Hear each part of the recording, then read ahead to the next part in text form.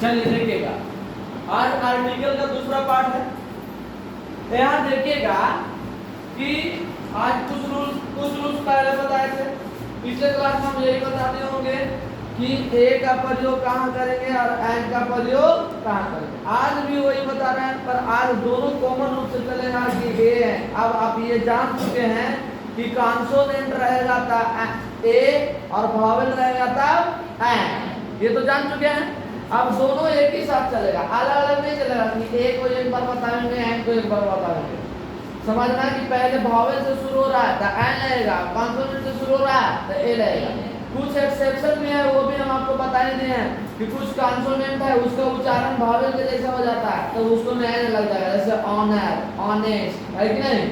और कुछ वॉवेल है जिसका उच्चारण कॉन्सोनेंट के जैसा हो जाता है तो उसमें क्या लग जाएगा, ए लग जाएगा, जैसे यूनिक, यूनिवर्सिटी, है ना, ये सब में क्या हो जाएगा, ए लग जाएगा। तो ये आपको दोनों कॉमन रूप से चलेगा। यहाँ देखिएगा, अगर एडजेक्टिव टू हो और उसके बाद तुरंत नाउन हो, एडजेक्टिव टू किसको कहते हैं, एडजेक्टिव टू को ही हम लोग कह सकते हैं कंपैरेटिव डिग्री। क्या कह सकते हैं, कंपैरेटिव। यानी कोई भी एडजेक्टिव के लास्ट में यदि ईआर लगा हुआ हो, कोई भी एडजेक्टिव के लास्ट में क्या लगा हो, ईआर, तो वो कंपैरेटिव डिग्री होता है। क्या होता है, कंपैरेटिव डिग्री, यानी उसको एडजेक्टिव टू कह सकते हैं। हम आपको समझने के लिए एडजेक्टिव टू लिख दिए हैं, समझ में आ रहा है। कंपैरेटिव डिग्री को एडजेक्टिव टू कह सकते हैं, बात समझ में आ रहा है, क्योंकि एडजेक्टिव का ही दूसरा रूप है। अब एडजेक्टिव टू रहेगा और उसके बाद तुरंत नाउन रहेगा। देखो ये रीचर को जो है एडजेक्टिव टू है, यानी कंपैरेटिव डिग्री है कि नहीं है। और इसके बाद मैन को जो है नाउन है, तुरंत नाउन आया ना। अब यहाँ बढ़ा जाएगा यू आर, ए रीचर होगा कि एंड रीचर होगा, क्या होना चाहिए, ए होना चाहिए, एंड होना चाहिए, सब बोलो रे। ए का आर कॉन्सोनेंट है रे, ए हुआ था आप बता रहा है। अब ए रीचर हो गया, दूसरा देखो, he is richer than you, यहाँ क्या होगा, ए का एंड का होगा, यहाँ रीचर पे ए है, यहाँ एंड हो जाएगा, कुछ होगा ए, क्या होगा ए होगा, लेकिन है ये गलत। ये क्या है, गलत।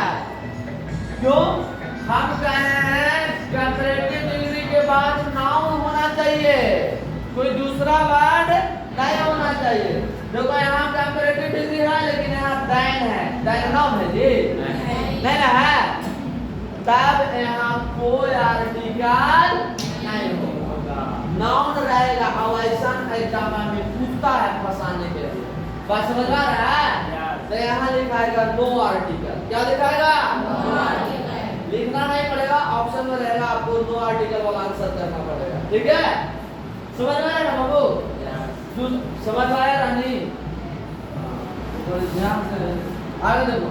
नेशनलिटी के पहले, नेशनलिटी मतलब राष्ट्रीयता, राष्ट्रीयता के पहले ए आएगा। राष्ट्रीयता मतलब जैसे जो देश में रहने वाले लोग होते हैं तो उस देश में रहने वाले वासी को राष्ट्रीयता दिया जाता है। जैसे हम भारत में रहते हैं तो हमारी राष्ट्रीयता भारतीय है, मतलब इंडिया तो इंडियन, जापान तो जापानी, कोरिया तो कोरियन। ये नेशनलिटी जो होता है वहाँ रहने वाले लोगों को क्या मिलता है, राष्ट्रीयता मिलता है। राष्ट्र में रहने वाले लोगों को राष्ट्रीयता।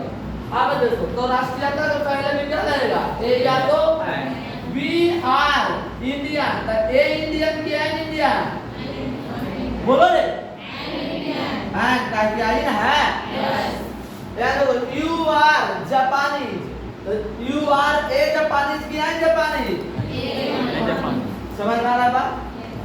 उसके बाद पार्ट ऑफ बॉडी के पहले, शरीर के अंग के पहले भी एन यूज करेंगे। जैसे देखो I catch the ball, hand है, हैंड शरीर के अंग है कि नहीं है, ए हैंड हो, ए हैंड हो जाएगा। मैं बॉल को एक हाथ से पकड़ता है कि नहीं,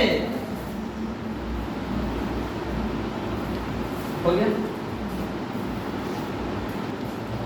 ध्यान रखो, अगर प्रोफेशन रहेगा, प्रोफेशन का मतलब होता है पेशा, पेशा माने काम धंधा, पेशा का मतलब जो व्यक्ति जिस काम धंधा में संलग्न रहता है, तो सबका अलग अलग पेशा होता है। तो उसके पहले भी पेशा का पहले भी क्या जैसे हम टीचिंग करते हैं तो हमारी पेशा टीचर हो गया, हमारी पेशा क्या हो गया, हमारा प्रोफेशन क्या हो गया, बात समझ आ रहा है।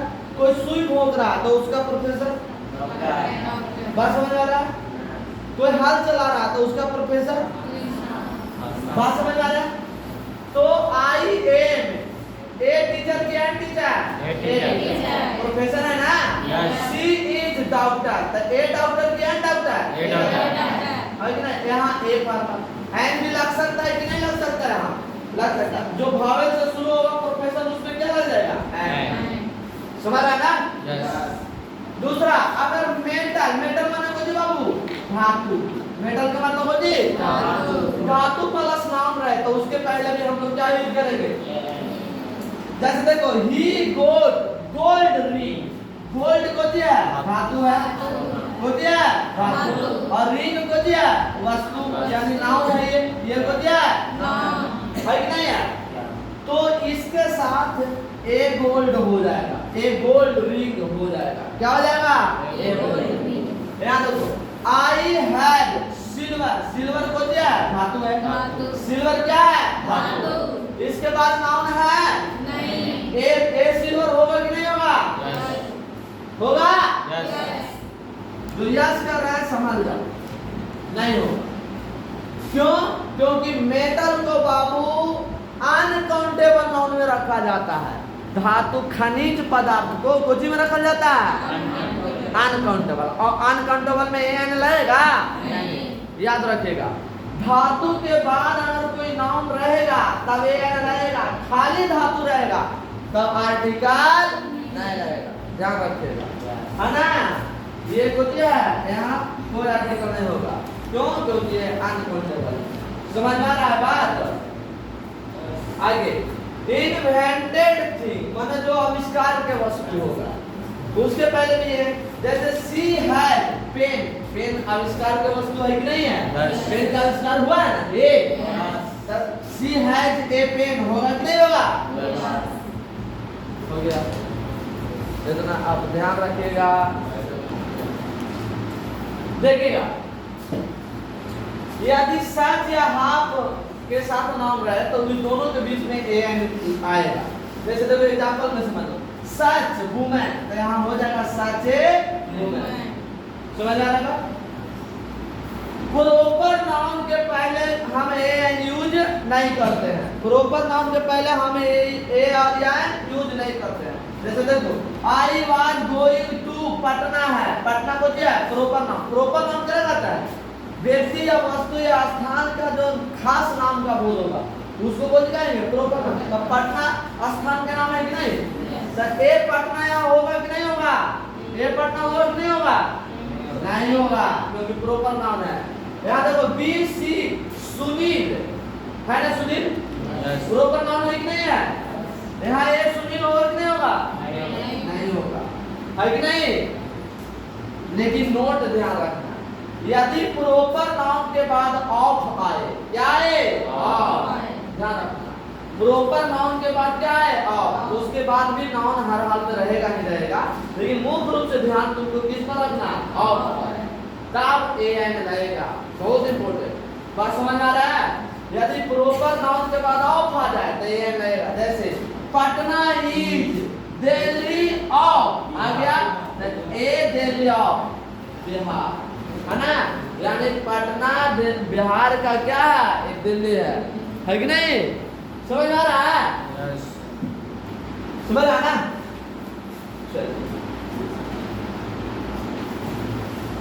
हो गया, चलिए तो ठीक है, आज इतना ही था, ठीक है।